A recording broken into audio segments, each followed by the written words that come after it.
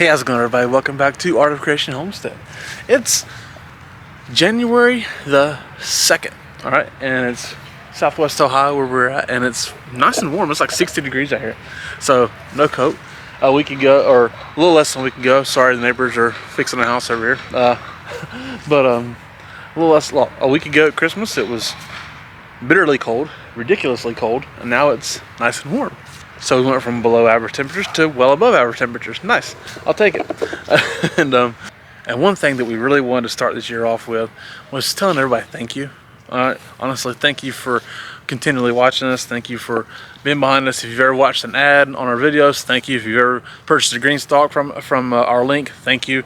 Or use our code, whatever, thank you so much. We do appreciate it. All that stuff does help a little bit, right? We love doing this, but it is a little bit of a business as well. So those things do help support this channel, our business, you know. And so thank you so much as my neighbors fix the house over here. So thank y'all. We do firmly appreciate it. That's no line, no junk, just sincere thank you. We do love you, and we thank you so much for your support and continually watching our videos, or even sometimes watching our videos. I understand you can't watch everything. We have people we haven't watched in 3 or 4 weeks because we just can't watch it all the time. And I want to start this video off by telling you something that we haven't necessarily, well, actually, we haven't mentioned at all. All right, we haven't mentioned it at all. Some friends of ours last Christmas, right, had purchased a domain name with for us for Art of Creation Homestead. So there's a website out there entitled artofcreationhomestead.com. It is us, okay? It is a work in progress. We went most of last year not doing much with it. We just didn't know much about it. Didn't take the time to figure it out. Couldn't figure it out. It's the whole 9 yards. Well, I started working on it later last year. Just honestly, we struggled with time on it, just being real. But we are working on it slowly.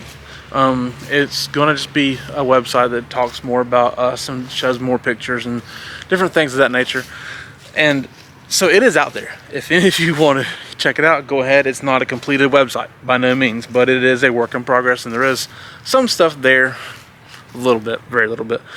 But you can go back and check regularly, see if I've gotten anything done on it, right? I'm challenging, by saying this, I'm challenging myself. But so it's out there. If you want to go check that out, that's something that hopefully is going to be done more often, you know, and more well put together than it has been. And we really just wanted to do a video talking about our plans for the coming year.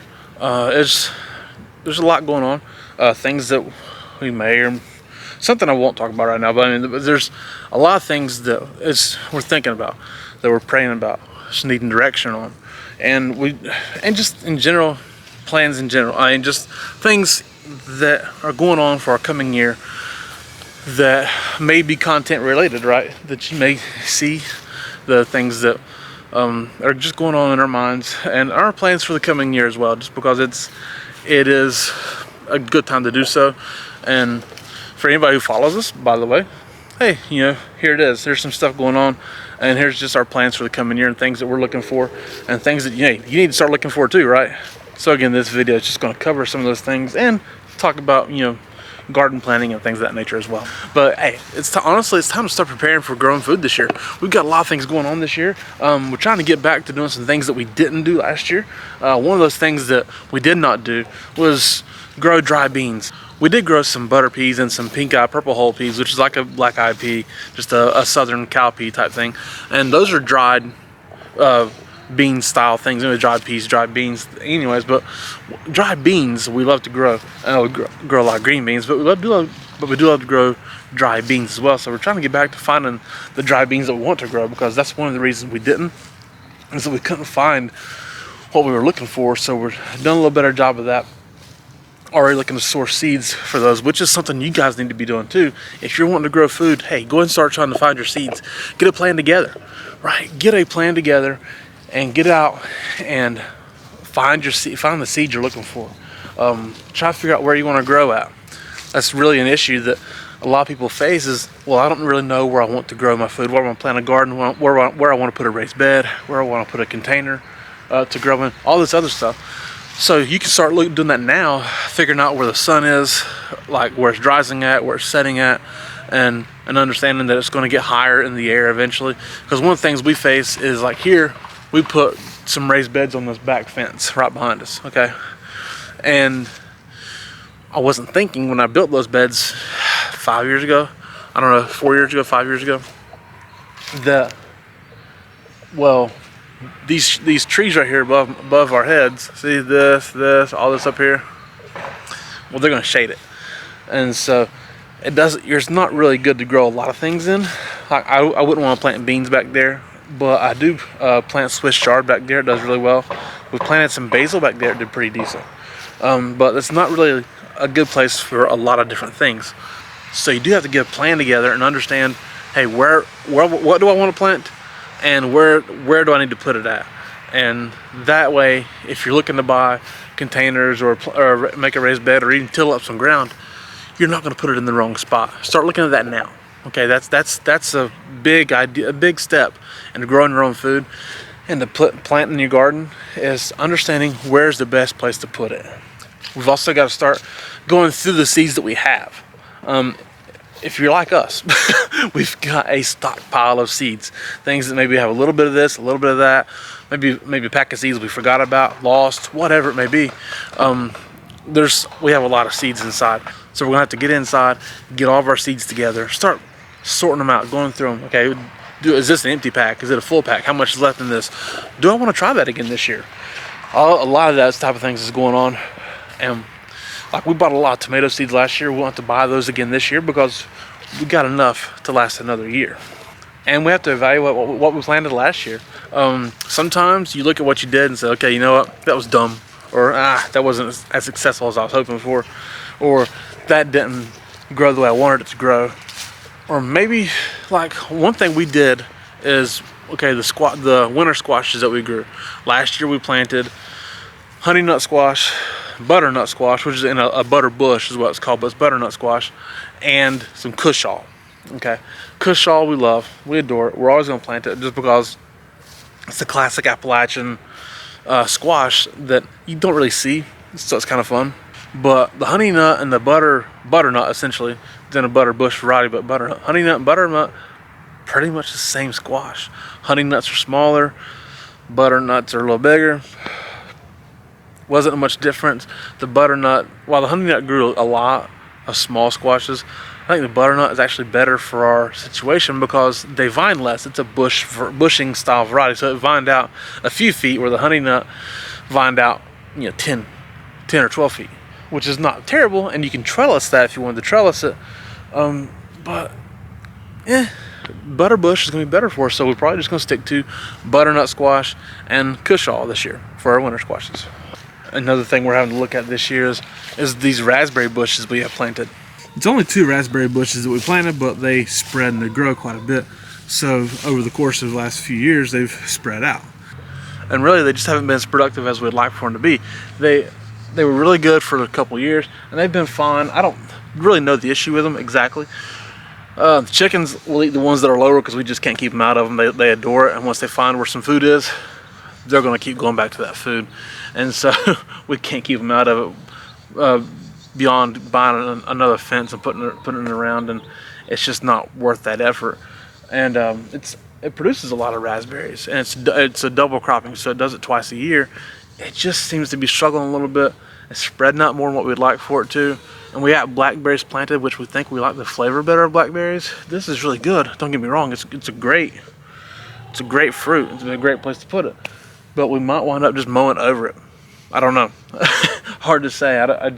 It's a difficult decision. But they're spreading into our apple trees, spreading into that over there, and the raspberries are a thing that you just got. If you got to be able to contain them, because they're going to go wild on you. So if you don't really have a good spot to contain them, and you don't want them to go everywhere, you may want to question planting them. 2 things for sure that we got to really reevaluate what we're doing. We're not going to stop planting them, but we got to not waste as much space with them, and maybe narrow down what we're doing with them. It's melons and corn. We love growing them, And we have been able to harvest some melons, small, and some corn, small, but it hasn't been as successful as I would like for it to be, simply because it needs more fertilizer than what we put on it. Maybe had some other issues with some pests or whatever, I don't know, but I mean, it's the whole scope of it, but it's not been as successful as we'd like. I'm not going to stop trying because I don't do that, but we do need to maybe not plant as much until we can get more successful at it. So we got to figure out what we're doing with that. Maybe plant the right variety. Maybe that's wrong. Maybe put the wrong variety in the ground. I don't know, but we got to do that too. So as we head into this season, tell us below in the comments, what are some things that you're looking to plant? Maybe some things you're looking to do better on. Maybe something you're excited about growing for the first time. Purdy over here is singing her brains out because she's happy it's not cold. So tell us in the comments below, what are some things that you're looking to plant, looking to grow, that you're excited about for this coming year? Because, hey, it's a new year. Be filled with anticipation, right? Excitement, anticipation. Because one last thing we're excited about is this. More chickens. Yeah, that's right. We've got 6 more chickens on order. We might up that to 8 if we can get two we like. But we've got 6 more beautiful birds on order. We buy new chickens every 2 years typically. So our first flock we bought has been 8 years ago almost. It'll be 8 years in May. So then we bought 8 years ago, 6 years ago, 4 years ago, and 2 years ago, right? So it's time to buy another 6 chickens. Our first initial flock we bought was like 17 chickens. It was 2 roosters and 15 hens. Most of those are gone. The roosters we had to get rid of, and the hens have slowly died off over the course of time, and just 'cause that's what they do. But I honestly we lost 2 of the hens that we bought 2 years ago, which was kind of crazy, but we did. So we've gotten 6 more ordered. It's 2 New Hampshire Reds, 2 Whiting True Blues, and 2 Buff Brahmas. It's time to add some new life to the flock, and it's time to just get some more birds in there. We've dwindled down again to where we're below our threshold far enough that we can handle putting some more in there. Plus, every couple years you need some fresh layers. You want to stay in eggs and not run out of layers or run out of quality layers. You got to keep adding chickens to your flock. And honestly, at this point now too, it's time of the year you got to start thinking about starting seeds for early spring crops. If you want to do some brassicas, cabbages, kales, Brussels sprouts, broccoli, even kohlrabi, things like that. Kohlrabi's kind of quick, but I mean, all these things, if you want to start doing those, hey, you got to get your seeds for that for sure. And like cabbage and broccoli, you got to get your seeds started soon. We really probably may start cabbage and broccoli seeds very soon. And so that's another thing to start thinking about, right? Figure that out. So we're really getting into it. Hopefully you guys are ready to do so as well. The way this weather is, heck, you may really be able to get some greens in there, especially if you have a cover or something like that to kind of keep the extreme cold off of them. If the weather holds off like this, you really get started early on growing some greens, especially, right? So, hey, thank you guys so much for watching. We do appreciate it. My name is Jason. This is Our Creation Homestead. We love y'all. God bless you. Goodbye.